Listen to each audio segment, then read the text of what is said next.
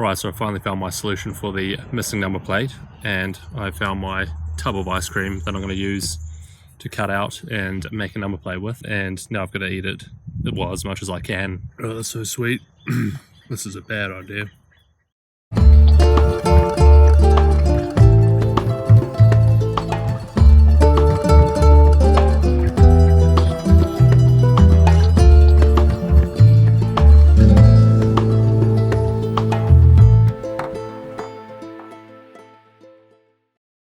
G'day guys, welcome to another episode.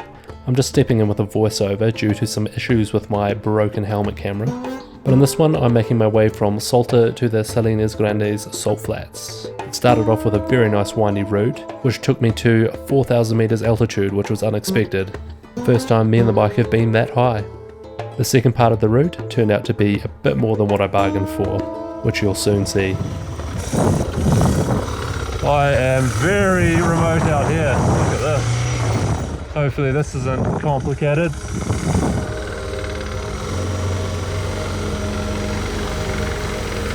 Oh, nice and easy. Well, it might be muddy.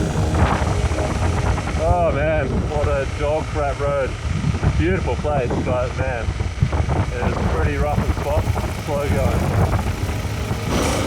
Oh dear, I do not like the look of what I'm heading into out there. That looks, oh jeez, just as I put my camera on, it's blinding in the distance. Oh crap. I'm literally heading into the thunderstorm and it gives a shit shakedown down this road. God damn. Oh, a little side trail here, much better than that stuff over there. Super bumpy. Whoa, check that out. Man. Ay, ay, ay. What am I heading in for here?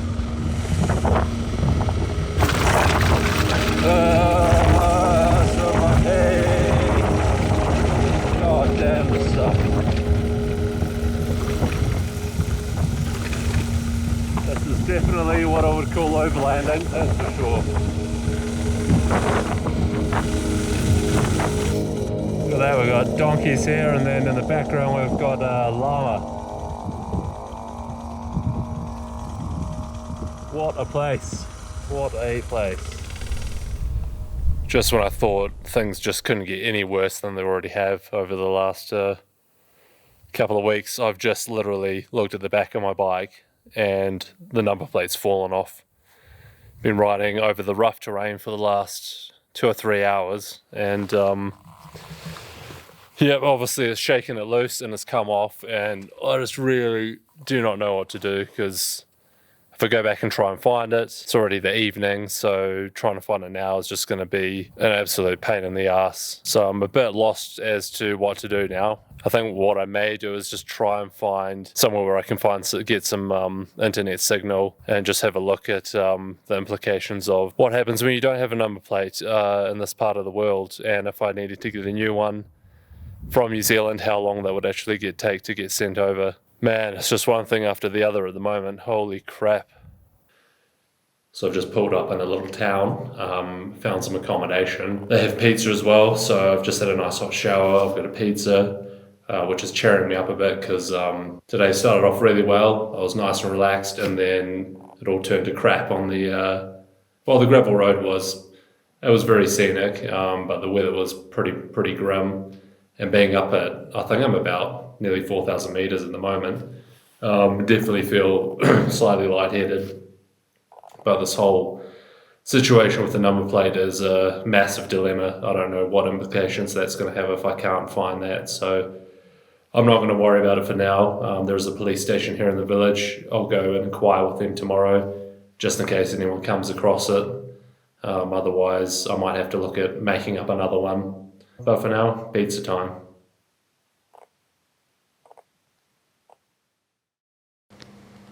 Alright, it's a new day. I'm leaving this little village, which I don't actually really know what it's called. It's there on the map. I just popped into the police station just before, just to see if anyone had maybe handed in my number plate that I've lost, but no bueno. So no one's seen it, no one's handed it in, so I'm just going to have to continue on my journey and make up a new plate. I'll have to come up with a solution for that. messaged on a Facebook group last night, Horizons Unlimited. Someone had the wise solution of using an ice cream container lid, cutting that and then drawing the letters on. Thought that was pretty good, so it gives me the opportunity to eat some ice cream, so I might do that. For now, I'm going to head to Salinas Grandes because I didn't get a chance to check out the salt flats properly yesterday. They're just down the road, so we'll go check that out now.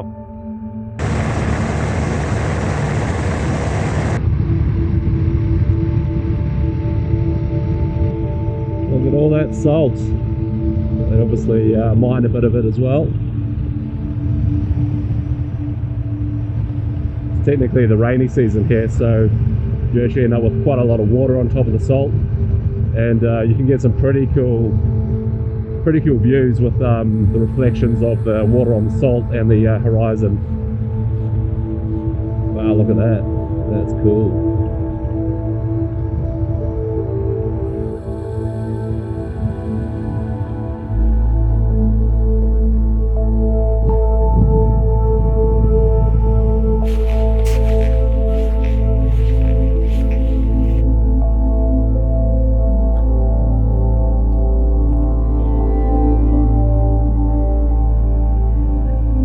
So just had a quick little look at the salt flats, which are very cool, but I really want to fly the drone, but the drone is a bit out of action at the moment, so I'm going to carry on my journey to Pernambuco, I think it is, and I'm going on another twisty road up through the mountains, and I'm going to reach even higher than yesterday. So yesterday was 4,080 meters, and today, just looking at the map, it's going to be 4,170.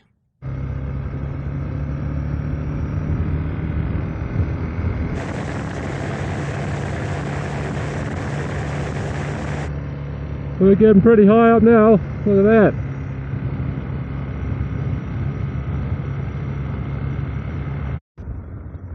Oh, this is it. 4,170 meters. That is pretty high. I had no idea I was getting up to these heights up in the north of Argentina.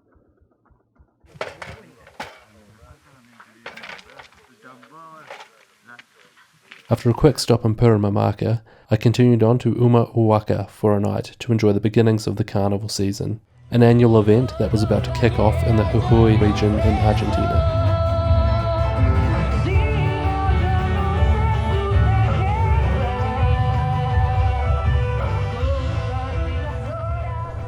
Alrighty, good morning. I am just leaving Uquia today.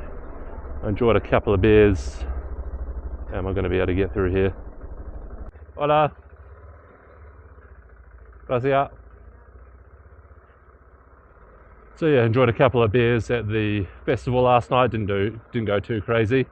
But when I caught up with my friends yesterday in town that I bumped into, they recommended me go to a place called Uquia, which is up in the mountains, up a long, windy gravel road, and it looks very, very picturesque up there. So I don't actually have a plan for today, so I thought may as well just go up there, and I can probably stay there the night, and then tomorrow I think I'll go down to Tilcara where the festival, the carnival, is going to really kick off. Here we go. I hope today this is a well-maintained gravel road and it's not laden with braking bumps everywhere. Loving this guy's get up. Exceptional helmet there. El Bandito.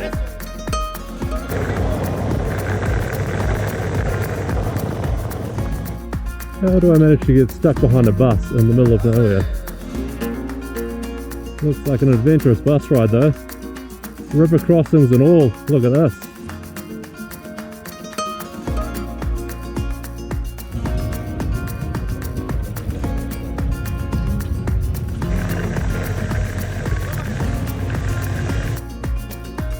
Hey, we're at 4,000 meters again. Holy, look at that. Yeah, come the twisties.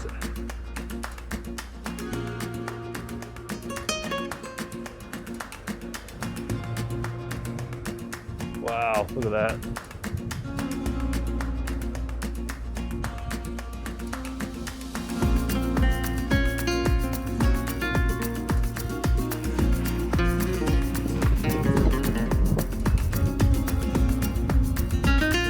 Hey, little tunnel. El tunnel.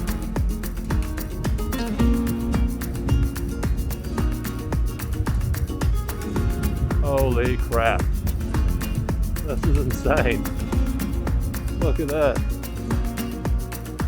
Oh, I'm glad I had this recommendation. What a place to come. Looks like this might be the end of the line in terms of vehicles. So, I think I'll just try and have to find some accommodation and then I can go for a walk around. Oh, it looks like I can go a bit further, so may as well.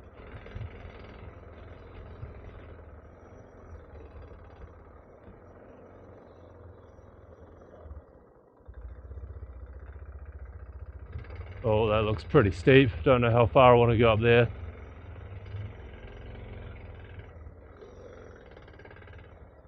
I've seen there's a pretty spectacular looking campsite up here. Just checked Google Maps and I'm going to go and see if I can find it in the labyrinth that this place is. Well, it's telling me to go up there, but that is a staircase. That's not an option.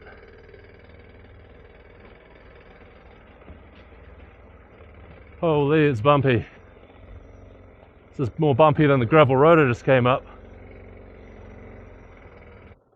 Okay, this looks like a challenge.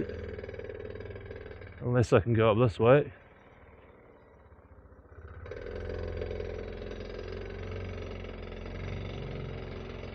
Oh, it's a hill climb. Come on.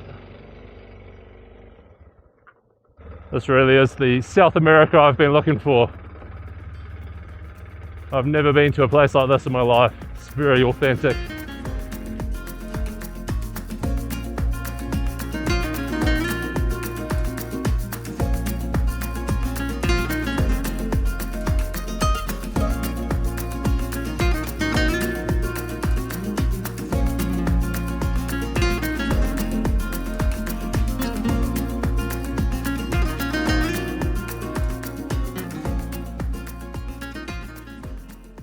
Alright, so I finally found my solution for the missing number plate, and I found my tub of ice cream that I'm going to use to cut out and make a number plate with. I feel like I've been to about 20 supermarkets trying to find a white ice cream tub. All the ones that I did come across were blue, and I've got 2 litres of the stuff. I'm staying at a campsite, so I basically went to the supermarket, boosted it to the campsite, and now I've got to eat it, well, as much as I can before it melts. So let's get into it.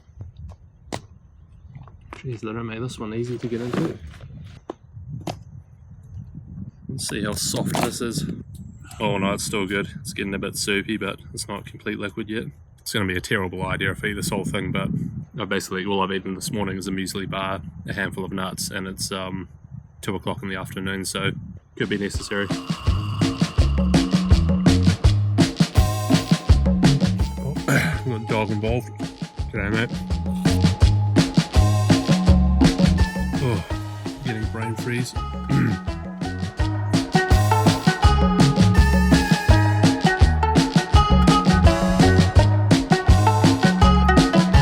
Oh god, at the bottom here there's a seriously thick layer of caramel. Oh, that's so sweet. This is a bad idea. Oh, almost there. Can't believe I'm about to finish this. So I ate it all, apart from the caramel. The caramel is far too sweet, so I think I've done a pretty good effort anyway though. Now the next job is to cut up the container, the lid, and make the number plate. Alright, so I've gone from Logan's eating challenges to Logan's arts and crafts. So I've got my ice cream container lid here, and I've got some tape, got some scissors, little knife. Basically I'm going to tape these letters onto the lid here. I think I'm going to go for a square format, so stack the letters on top of one another. Should look alright. The tape is a bit fat, so I might just have to look at thinning that down a bit. Don't know if you can hear that, but that's thunder in the distance, so hopefully I'm not going to get wet.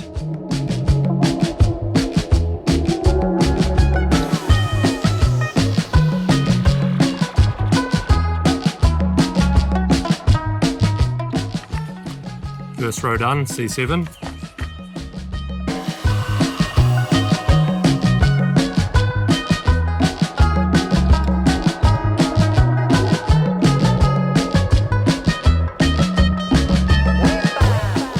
be the tricky one. Seems to be turning out alright though.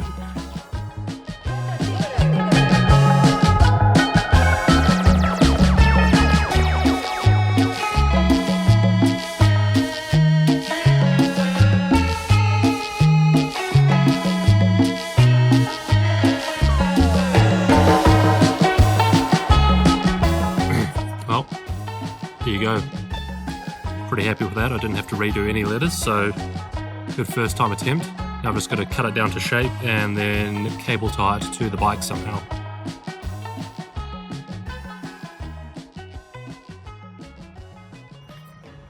Not bad, not bad.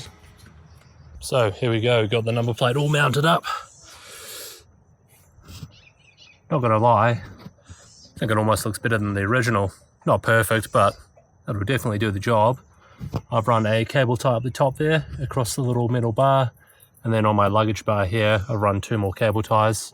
So in theory, that should hopefully not fall off. Hopefully it also won't melt on the exhaust, but we will see what happens.